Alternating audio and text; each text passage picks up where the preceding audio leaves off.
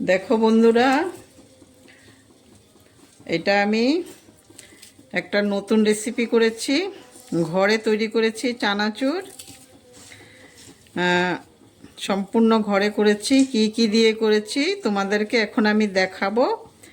দেখো তোমরা পরের ভিডিওটা, তাহলে বুঝতে পারবে। কেউ টেনে দেখবে না, টেনে দেখলে বুঝতে পারবে না। আমি এখানে অনেক জিনিস দিয়েছি। সম্পূর্ণ ভিডিওটা দেখবে, তারপরে বুঝতে পারবে। দেখো তোমরা পরের ভিডিওটা। তো আমি কি কি লাগছে এই রেসিপিটার জন্য তা বলে দিচ্ছি। প্রথমে তো আমি এই চানাগুলো মানে ছোলার ডালগুলো আমি কালকে ভিজিয়ে রেখে দিয়েছিলাম। এখন আমি এগুলোকে জল থেকে তুলে ফেলেছি। এখন এগুলোকে আমি একটা কাপড়ের মধ্যে বা একটা ডালার মধ্যে তুমি কাপড় বিছিয়েও দিতে পারো। রৌদ্র না থাকলে ফ্যানের নিচে দিয়েও শুকনো যাবে।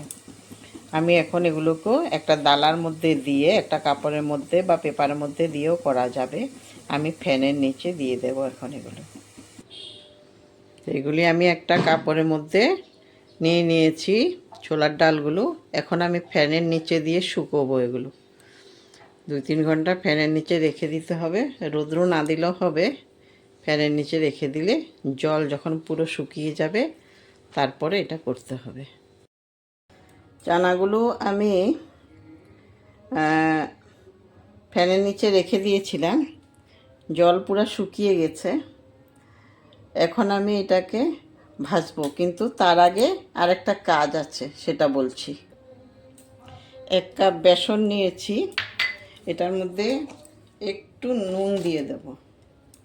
আর নুন দিয়ে এটাকে আমি প্রথমে একটু মিশিয়ে নিই নুনগুলো।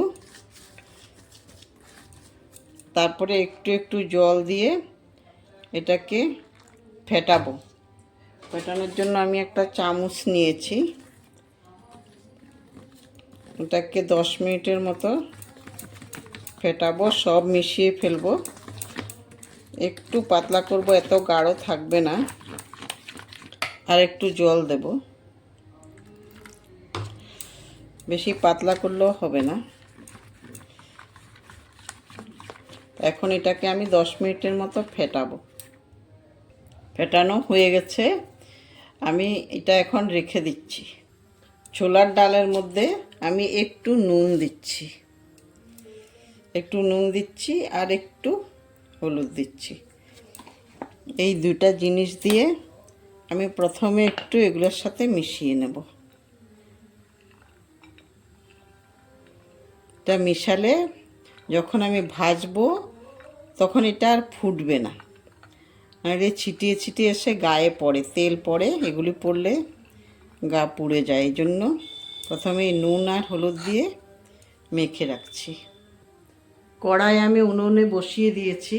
এখন এটার মধ্যে আমি সাদা তেল দিচ্ছি। তেলটা একটু গরম হতে হবে। আমি এখন আস্তে আস্তে করে দেব। তেল গরম হয়ে গেছে তো আস্তে আস্তে করে দিচ্ছি।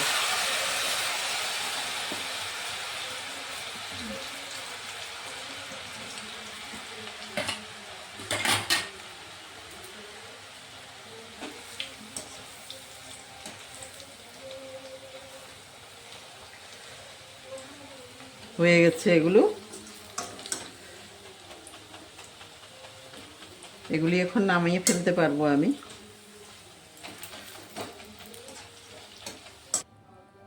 এখন আমি ছোলাগুলো ভেজে নেব। ছোলার ডালগুলো আস্তে আস্তে করে ভেজে নেব, অল্প অল্প করে দিয়ে।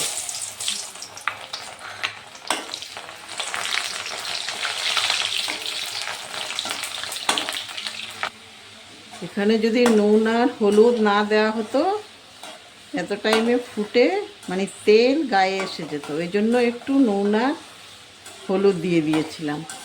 এখন এগুলি হয়ে গেছে, প্রায় আর একটু হলেই হয়ে যাবে।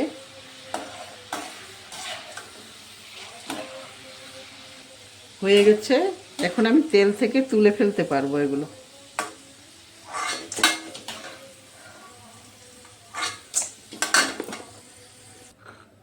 এইভাবে আমি সবগুলো এখন ভেজে ফেলবো।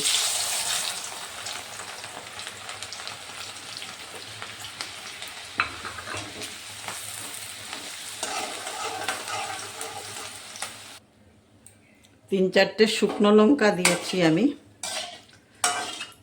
শুকনো লঙ্কাগুলো ভেজে দিচ্ছি।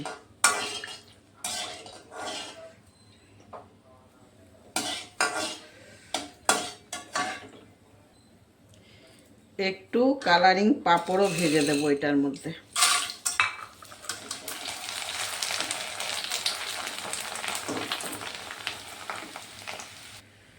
তারপরে দিচ্ছি একটু চিড়ে। চিড়েটা আমি পাতলা চিড়ে নিয়েছি।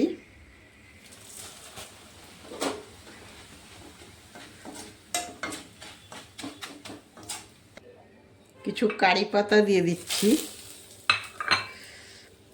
কারি পাতাগুলো একটু ভেজে নেব। আমি শুকনো কারি পাতা দিয়েছি, আমার শুকনো কারি পাতা ছিল।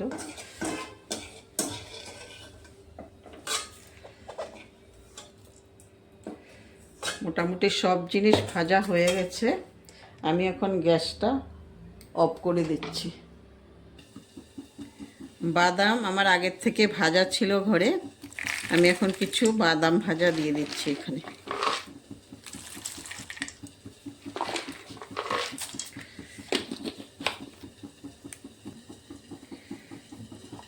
একটু কাশ্মীরি লঙ্কার গুঁড়ো দিচ্ছি।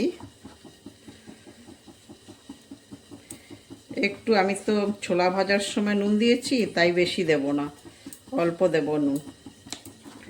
আর দিচ্ছি আমচুর পাউডার।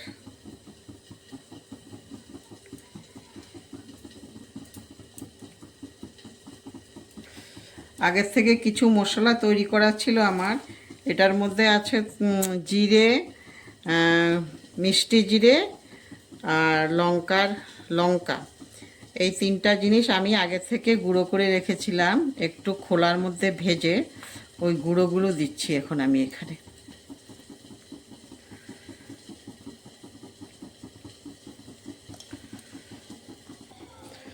এগুলোকে আমি এখন ভালোভাবে মিশিয়ে নিচ্ছি। রেডি হয়ে গেছে আমার মিক্সচার চানাচুর। এইভাবে তোমরা ঘরে করে খেও, খুব ভালো লাগবে। বাজার থেকেও আনা হয়, ঘরেরটা করে দেখবে, ভালো লাগে। একবার বানাও, তারপরে বুঝতে পারবে কেমন হয় ঘরে। একটু কষ্ট হয় সব কিছু তৈরি করতে, কিন্তু কষ্ট করাটাও একটা আনন্দ। আর কে কোথায় থেকে দেখছো আমাকে বলবে, কমেন্ট করে বলবে। আর যারা ইউটিউব থেকে দেখছো, এখনও সাবস্ক্রাইব করোনি আমার চ্যানেলটা, আমার রেসিপিগুলো ভালো লাগলে তোমরা সাবস্ক্রাইব করে দেবে। আর একটা করে লাইক শেয়ার করে দেবে, যখন অন্যরাও দেখে করতে পারে। আর যারা ফেসবুক থেকে দেখছো, তারা ফলো বাটনটা প্রেস করে দেবে। আর একটা করে লাইক আর শেয়ার করার অনুরোধ থাকলো। এইভাবে দেখো, তোমাদের ভালো লাগলে করবে। আমার এটা রেডি হয়ে গেছে, এখন খাওয়া যাবে।